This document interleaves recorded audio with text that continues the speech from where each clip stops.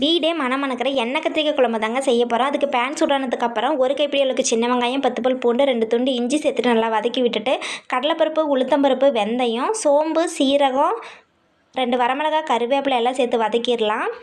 இப்போ 3 தக்காளி கட் பண்ணி வச்சுருக்கிறேன். தேவையான அளவுக்கு உப்பு சேர்த்து இதையும் நல்லா கலந்து விட்டுடலாம். ஒரு கைப்பிடி அளவுக்கு தேங்காய் சேர்த்து இதையும் நல்லா கலந்து ஆற வச்சு மிக்சியில் சேர்த்து அரைச்சி எடுத்துடலாம். இப்போ கத்திரிக்காய் நல்லா கழுவிட்டு மேலே காம்பை மட்டும் கட் பண்ணிவிட்டு நல்லா கீறி எடுத்துக்கலாங்க. இந்த வீடியோ உங்களுக்கு யூஸ்ஃபுல்லாக இருக்குது அப்படின்னா நம்ம சேனலை சப்ஸ்கிரைப் பண்ணிக்கோங்க.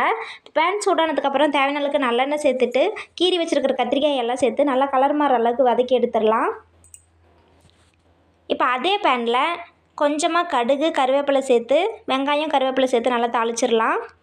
இப்போ அரைச்சி வச்சுருக்கிற மசாலாவை சேர்த்துட்டு தேவையான அளவுக்கு உப்பு சேர்த்துக்கலாம். 2 ஸ்பூன் மல்லித்தூள், 1/4 டீஸ்பூன் மஞ்சள் தூள், கரைச்சி வச்சுருக்கிற புளித்தண்ணி சேர்த்து நல்லா கலந்து விட்டுட்டு கொதிக்கும் போது கத்திரிக்காயை போட்டு எடுத்துடலாங்க. அவ்வளோதான், ரொம்ப ரொம்ப டேஸ்ட்டான